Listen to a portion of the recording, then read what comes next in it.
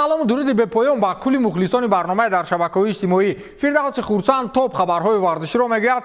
оғоз мекунем. Ёдовар мешавем ки сарпарасти барномаи мо нахустин ширкати букмекерии ватанӣ Формула 55 аст.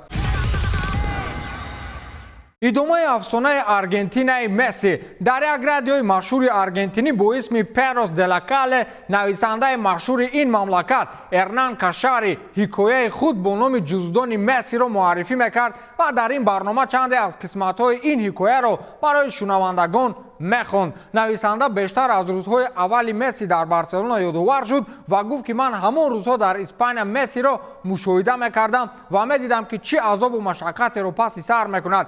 баъди он ки Лео ҷоми ҷаҳониро баъди интизорҳои зиёд ба Аргентина бурд, ҳаминак дар тамоми гӯшаи дунё дар ин бора ҳарф мезананд, аз ҷумла дар худи Аргентина. гап сари он аст ки ба таври ногаҳонӣ Месси ҳамин барномаи радиоро ҳамроҳи ҳамсараш Антонелло Ракусо гӯш мекард ва аз суханони Кашари ашк ҳам рехтааст. ҳатто суханони ин нависанда то ҳадде ба футболбоз таъсир расонидааст ки ӯ дарҳол ба унвонии ҳамон радио чанд сухане тавассути аудио равон кардааст. суханони Мессиро ҳамон вақти суҳбат дар шоҳидии нависанда ба эфир гузоштанд ки дар натиҷа Эрнан Кашари аз чашмонаш ашк ҷорӣ шуд. Месси гуфтааст ки салом Кашари, мо ҳамроҳи Антонелло қиссаи шуморо дар нисбати ман гӯш кардем ва беихтиёр аз чашмонам ашк рехт. ман хеле хушбахтам ки шумо ҳамон рӯзҳоро ба ёд меоред. воқеан гӯш кардани чунин қиссаҳо одамро ҳайрон мекунад. мо ҳарду ашк рехтем, чун шумо хеле боэҳсос қисса кардед. ман аз ҳардуи шумо миннатдорем.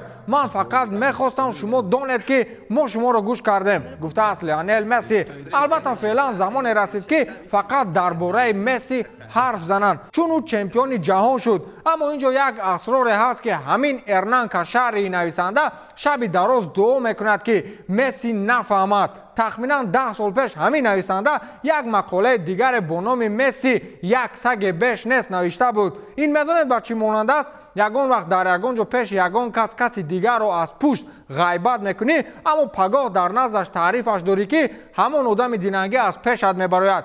ҳамин хелизо мекашӣ ки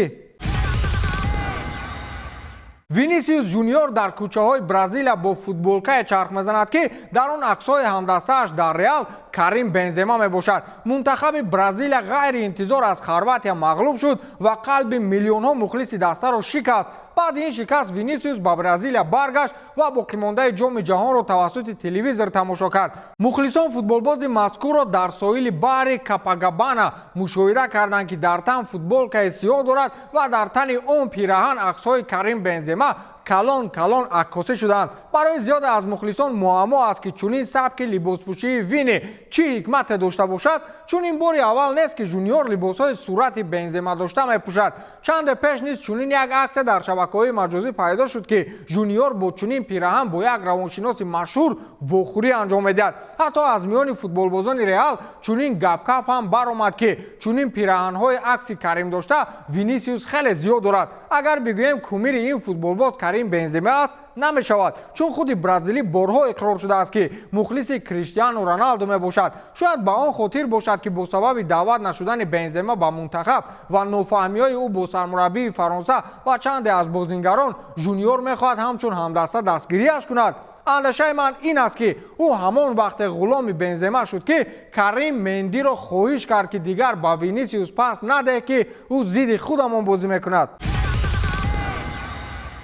хабари нохуш бачаҳо, вазъи саломатии шоҳи футбол хеле бад аст. ҳатто дар баъзе ҷойҳо ба мурданаш тайёрӣ мебинанд. охири соли 2022 мисле ки зарбаи сахте ба саломатии Пеле зад. охири моҳи ноябр ӯро оҷилан ба беморхона бурданд ва маълум шуд ки шоҳ ба саратон мубориза мебарад. соли гузашта ҳатто аз химиотерапия истифода намуда буданд. вақте ин хабар ҷаҳонгир шуд, Пеле бо як муроҷиати видеоӣ ҳамаро ором кард. аммо ин видеомуроҷиат мисле ки умедворкунанда нест. мегӯянд химиотерапия дигар ягон хел кӯмак кардан наметавонад ва дарди ҷигару норасоии кори дил саломатии бразилиро домангир шудааст. саломатии ӯ баъди гирифтор шудан ба ковид як бора бад шуд ва ҳамин тавр дигар ба худ наёмад.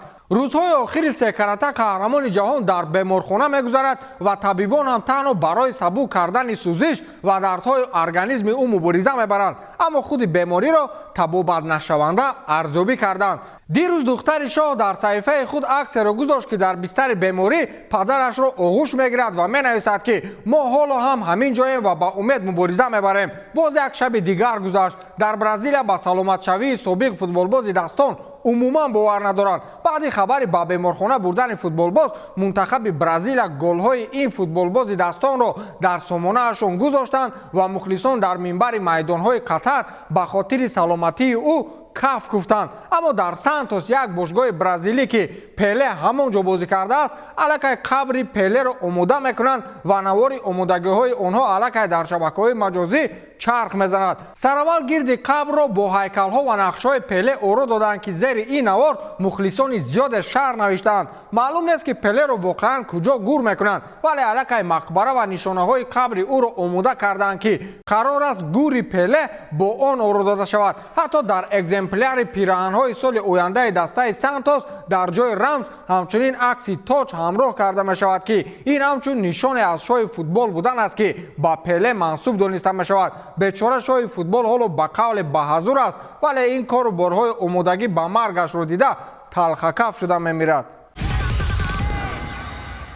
میگویند در عرصه فوتبال باز یک امباپه دیگر پیدا شده است که حالا رسانه‌های خبری اروپایی اطراف امباپه خورده یا خود اتن امباپه 16 ساله حرف میزنند که با اطلاع علاقه همراه با برادر خود با مشق‌های دسته‌جمعی باشگاه PSG همراه شده است. در فینال جام جهان این جوان همراه دوستانش از خطریک کلیان خیلی شادی و خرسندی کرد. او سال 2017 همراه اکای خود با باشگاه PSG گزارش کرده بود و در حال به هیئت تا 12 ساله‌های این دسته شامل گردید. اولین گل خود را علاقه در بازی اولین خود به ثمر رسانیده بود. در سن 14 سالگی با سبب از حد زیاد خوب نشان دادن فعالیتش به هیئت تا 17 ساله‌های دسته انتقال داده شد و سال 2021 شرطنامه 3 ساله با دسته PSG به امضا رسانید. مهارت فوتبال بازیش را تا حد خوب ارزیابی می‌کنند که حتی امسال به هیئت تا 16 ساله‌های منتخب فرانسه دعوت گردیده بود. حتی سبک گل استقبالگیری کلیان امباپه را محض او به قول اختراع کرده است